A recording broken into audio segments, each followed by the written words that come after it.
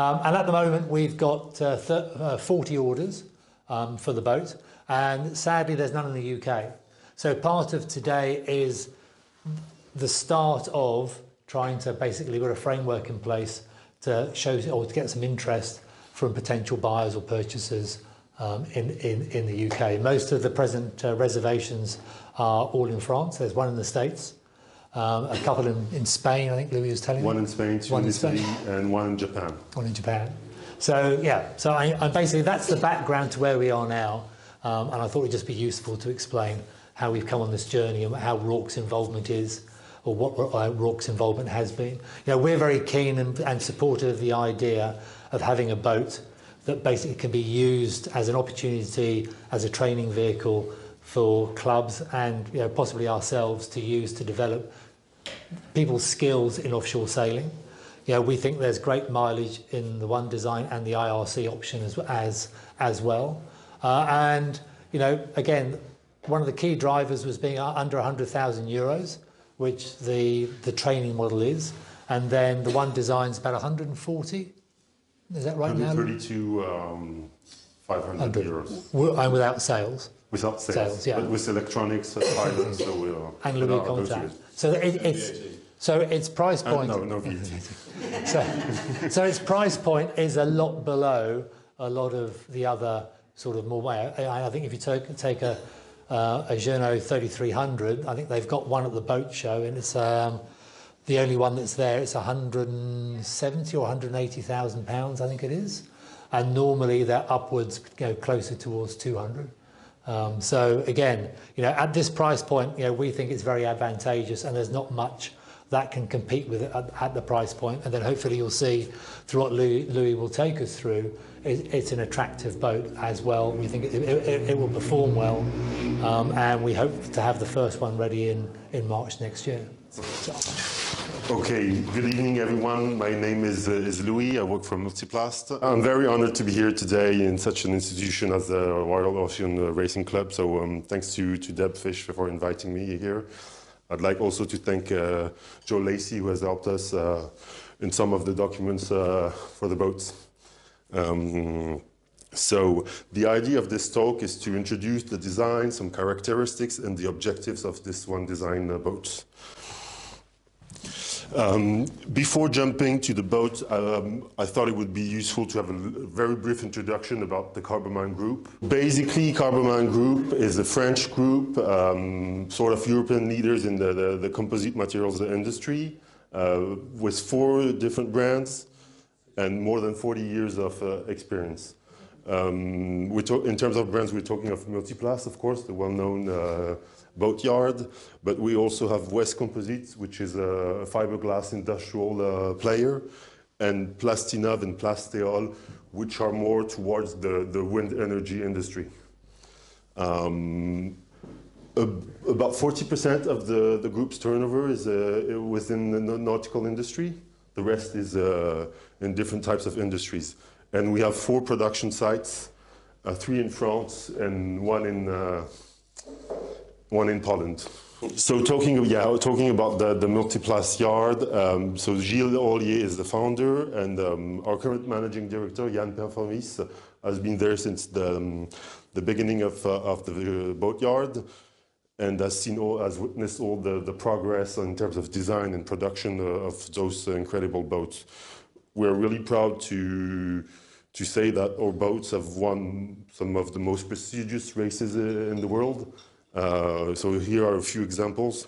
Talking about the boat, I think Jeremy already introduced the genesis of the project. I just wanted to say that I think we're really happy that the French, English, and Americans have worked together for such a nice project. And there's a really good venture between all of us to bring forward this boat. I've written down some of the key criteria of the project. So we were talking about a boat that is great to sail, a design which keeps a very tight rein on cost. Yeah, that's basically the initial criteria for the boat. So we've We've responded for the tender with VPLP design office. So together we've worked to develop a boat for this purpose. Let's look at some of the main specs of the boat. The boat is just under 9 meters, so we believe it's the right size for marinas, as well as the limited draft of the boat.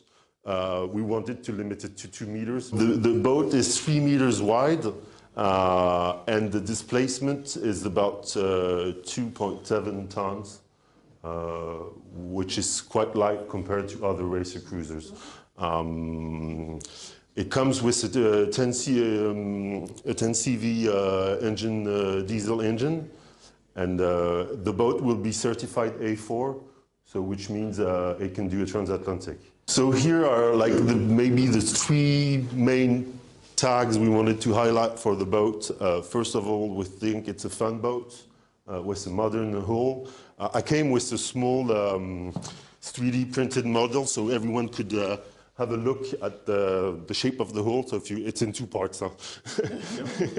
But so you can have a feel about the shape, and we would say it's not a complete SCO design. It's what we would call the semi-SCO.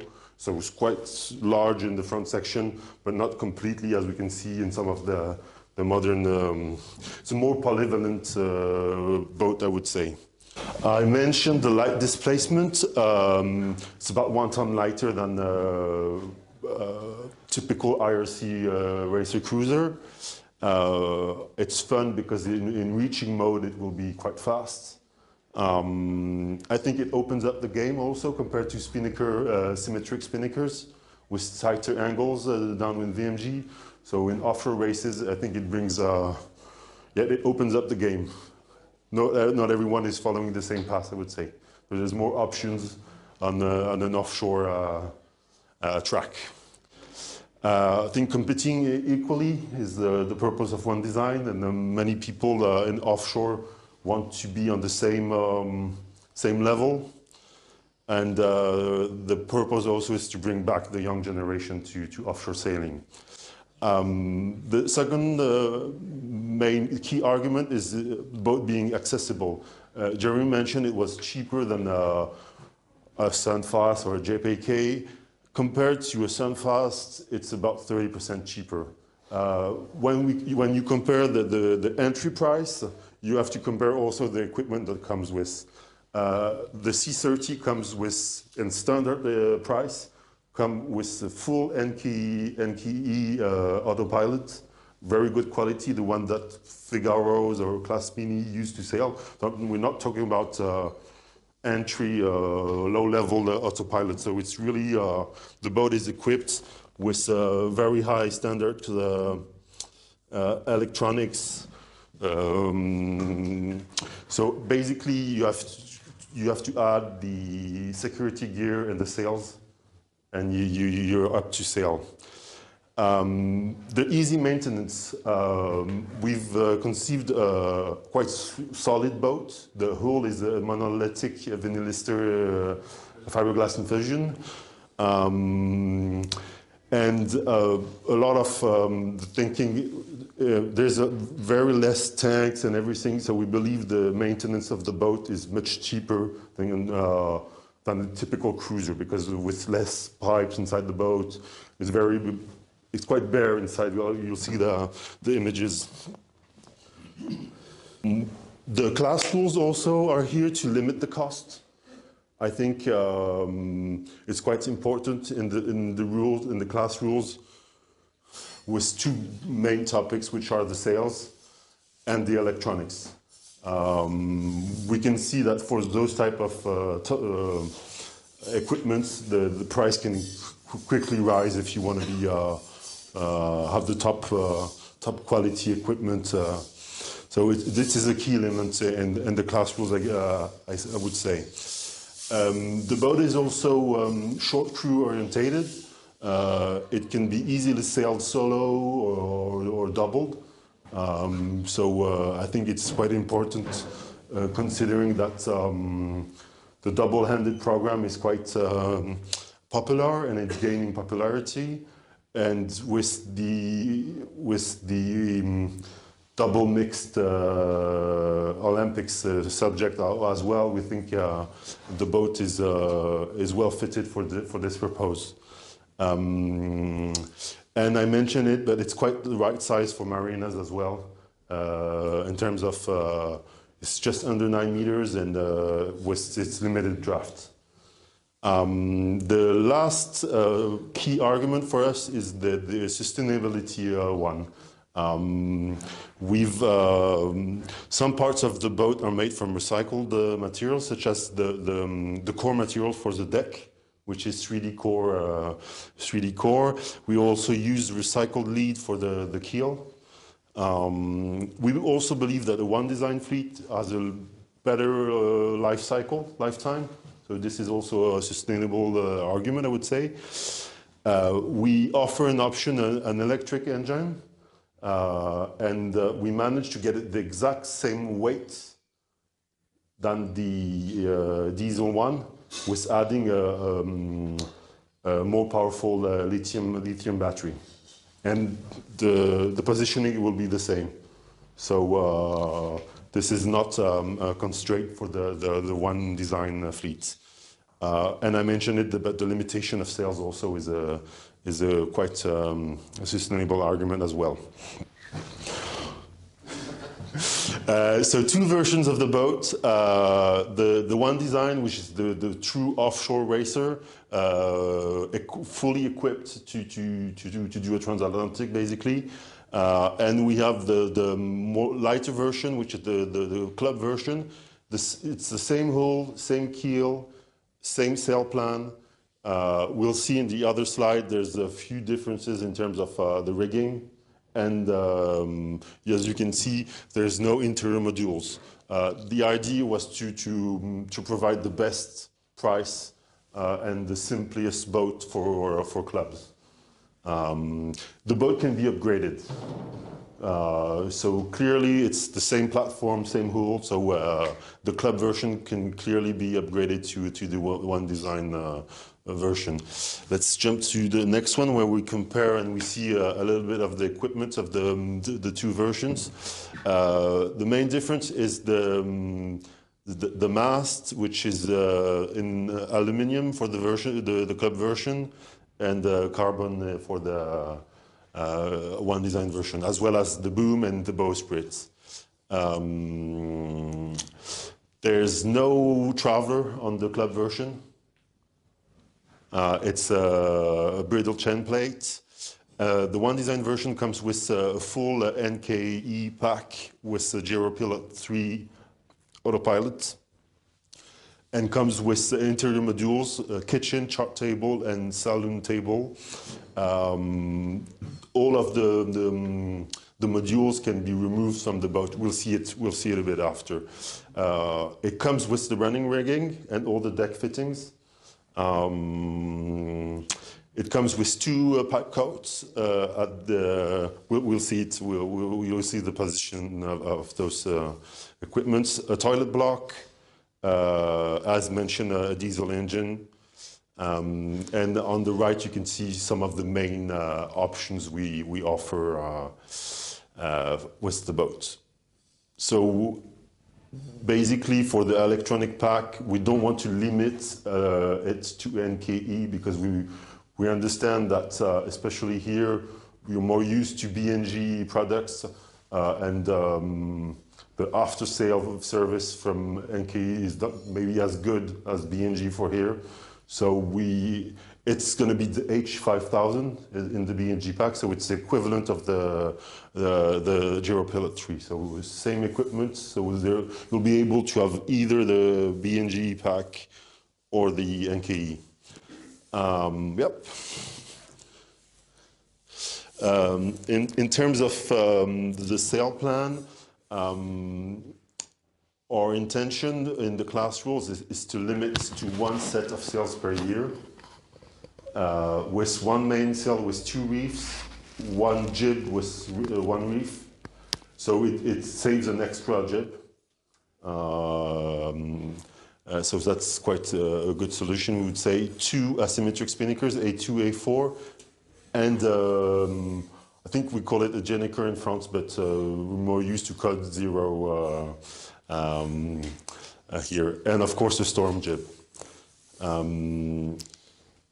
In terms of sail, the ratio of the sail surface and the weight in the keel is a bit higher than typical IRC racer cruiser. So it's a bit more powerful boat than typical IRC ones, but still less extreme than a Class Mini or Class 40. Yep. I've added the deck layout of the boat, so you can see that the pit is a bit more on the starboard side. There's 3 winches, well dimensioned. We didn't save small money on the dimension of all the gear on the deck. The bowsprit is completely retractable. So the boat clearly stands under 9 meters in the marinas. Here you can see some room for the life raft. Here you can see some views of the inside. Basically, I was mentioning the 2 canvas berths comes in the standard equipment. The 2 in the front are optional. We believe no one will sleep during sailing there, so it's more if you need extra room. Maybe I'll jump to the next one where you see even better. So here you have the saloon table and the chart table. The saloon table slides under the chart table, so to give a nice freeway and to put the sails at the front. There's a large chart table. I think the intention was, as the boat is required for weather routing and navigation training, we believe it's important to have some space to look at the charts and work on the weather routing. As mentioned, in terms of maintenance, the tanks are removable, so it means you can go to the gas station with your tank. It's easy. It helps the maintenance as well. Same for the kitchen. So the modules can be taken out of the boat. It goes easily for the entrance there. The kitchen is very simple kitchen. It's a small sink, a jet boil, and so the interior is very bare. Very simple. The toilet block is here. It will be closed with some textile.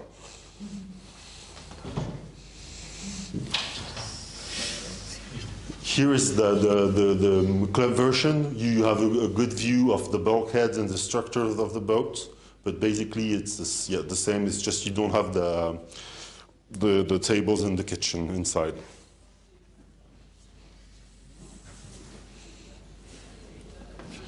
I've added the polars of the boat just to have a quick look at its potential. Basically, it's VPP prediction program, so it means the speed doesn't take the speed shown here doesn't take into account the sea state. So it means it's not top speed; it's average speed we're talking about. We believe the top speed in 30 knots is about 14 knots for the boat. But I think I started at 24, but it gives some ideas about the potential.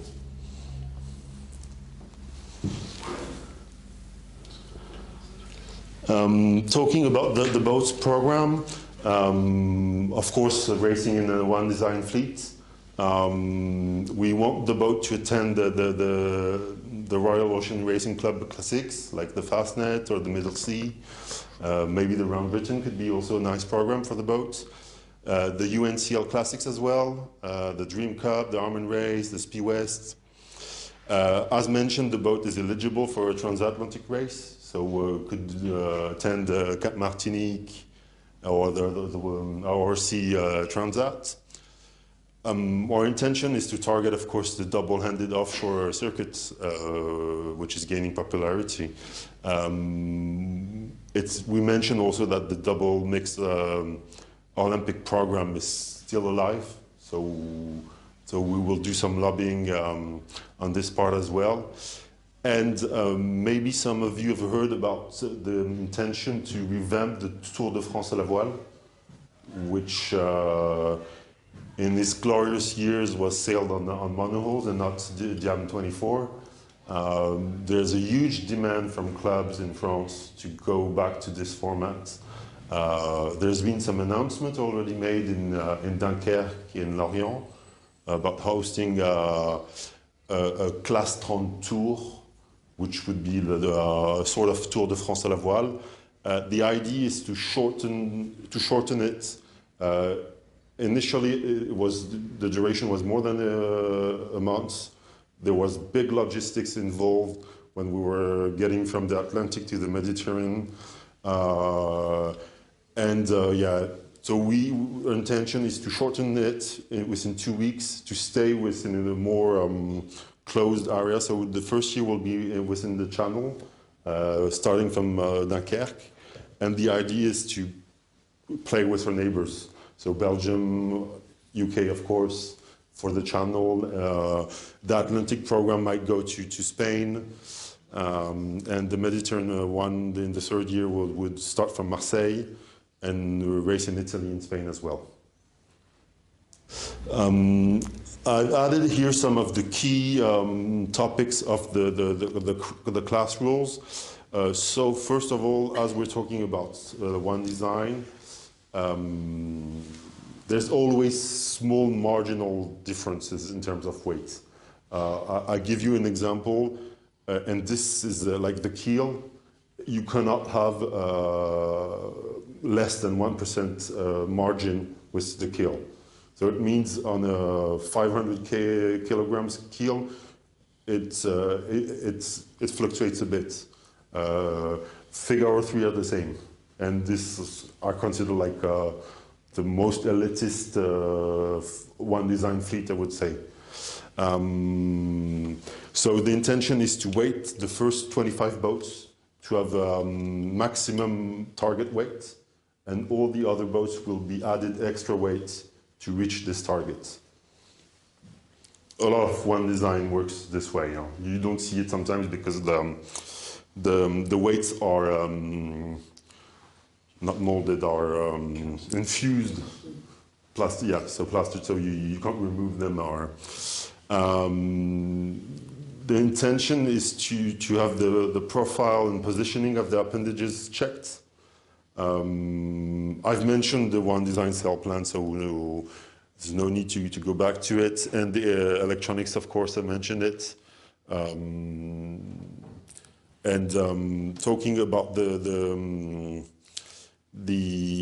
class association, we believe we need to make it World Sailing compliant,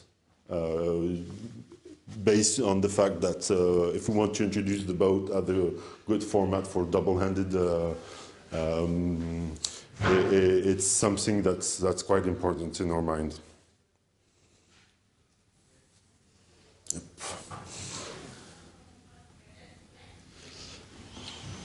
Let's go to the Q&A session.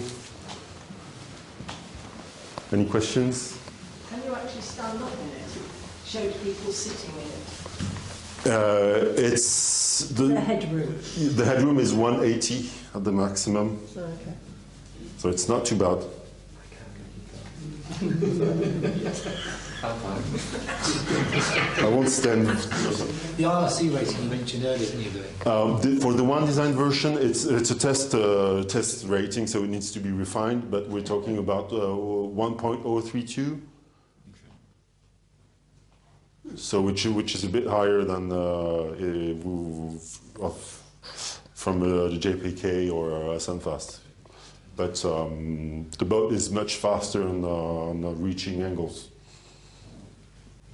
and it hasn't been designed. The original purpose wasn't to build the IRC optimized boat. Did you have a hull factor? Can you recall what they gave you as a hull factor in the certificate? And the IRC certificate is an important figure as the hull factor, and it's one that they kind of the key criteria. make it work. I can have a look after and check I have the test certificate, so we can check. Looking at the ratio of sail to keel weight, it looks like you might need water ballast for 2 people. In terms of Just writing moment, it looks like it's going to be a tippy boat. You'll reduce sail area. Okay. Because as the boat will be sailed with crew or with short crew, we believe the jib and the mainsail are made to be reefed. So okay. yeah, you'll have to reef them. Okay. Excuse me. Can it be trailed easily? Can you trail it? It's 3 meters wide. 3? Yes. So I don't know the regulation in the UK, but in France it means there's a trailer for it. So it's the trailer and the boat goes under the 3.5 tons, but it's still wide. So it means it's a special convoy. In France, that's the regulation. So it's not as easy. But it can be trailed, yes. Can you, I'm interested in, I don't want to go offshore. I just want to sail probably 60 miles a day. Mm-hmm. I don't need all the spec that you're talking about. Yes. So will you offer a boat with a reduced spec for one design racing and on the the thing is, you're talking about the electronics maybe, I guess? Yeah. It's the one design. We have to be very careful about the weight of the boat. So if you get out equipment such as the interior modules, you extract weight from the boat, so it doesn't work. There's the club version, which is the one. It's not carbon rig, but it's the more day boat one than the one design. Where are most of them going? Are most of them in the Atlantic coast or the west coast of France or the Mediterranean? Sorry? The ones being bought in France, are they going in the Channel or the west coast or the Mediterranean or a bit of both? Where are the boats? Where are they going to go? So far, the 40 boats, most of them will be in France, and it's quite 50-50 between the Mediterranean and the Atlantic. Okay. And Channel, of course. We've got clubs like Cherbourg, Dunkerque, maybe you know ENV, which is a national sailing school in Quiberon. They're buying 2. Brest wants some, as well as Marseille club. So there's clubs and private owners interested by the boats. When are you hoping to have the first one on the water?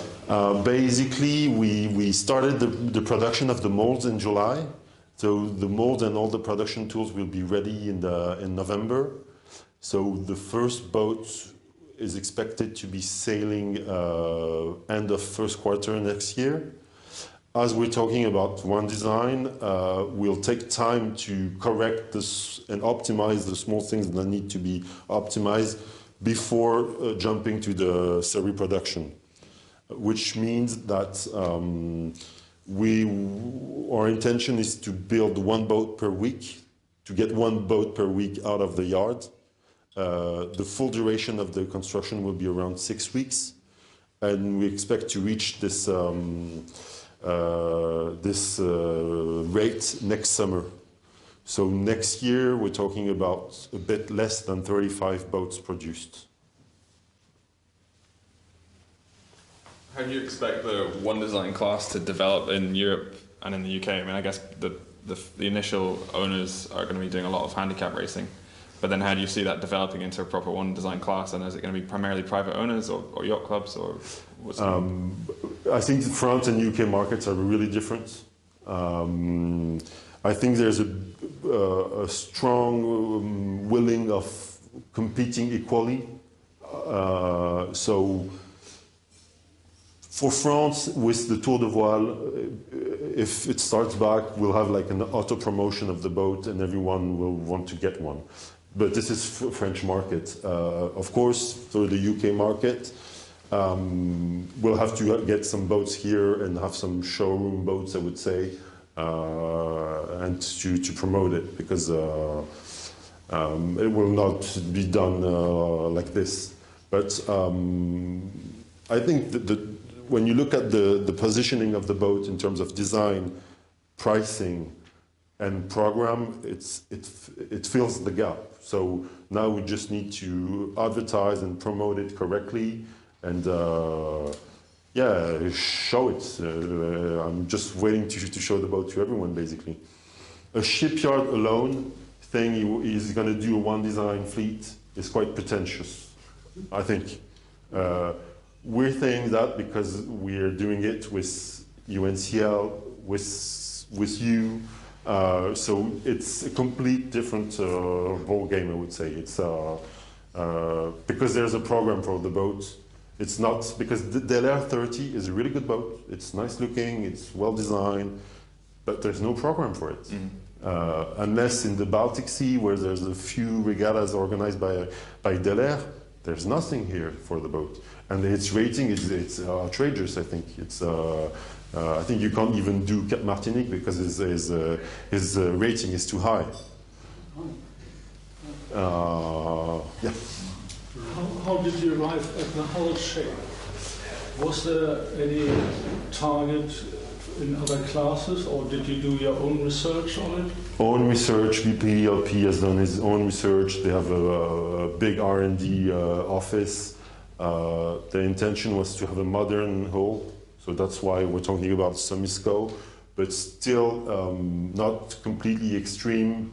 We wanted the boat to be quite polyvalent, to work in all conditions. Have you seen the shape of the hull? Yeah. Yeah, we saw it. Yeah. So no, there's been quite some study from VPLP and then Multiplast. We took our time, I would say, for the design of the boat. Yeah, I mean, we debated it for a long time. So when I first came into Rourke, just over a year ago, it was something that we were quite challenged about because of the competition in the market. Was there a place in the market, seeing the mixed double-handed and fallen out of the Olympics? The opportunity for that had gone, and was there the opportunity and the market to continue with the project going forward? The general view was, going back to those reasonable objectives I mentioned at the beginning, if you look at the price and you look at the design and you look at the optimisation to have something which is fun, enjoyable, reasonably quick, and challenging to sail, if that's the right phraseology to use, but by driven something which is really attractive on price, I think that they've delivered against the brief. Especially when you look at the club version that comes in at just under €100,000, and the one design's at about 132 ex-sale. So if you look at that against the other price points of 3,300 or the far X2, is it X2? The far X2, yeah. They're far more expensive than what we have here. Yeah. So I'm also interested in what other people think. As I say, Rourke's primary interest was about the opportunity.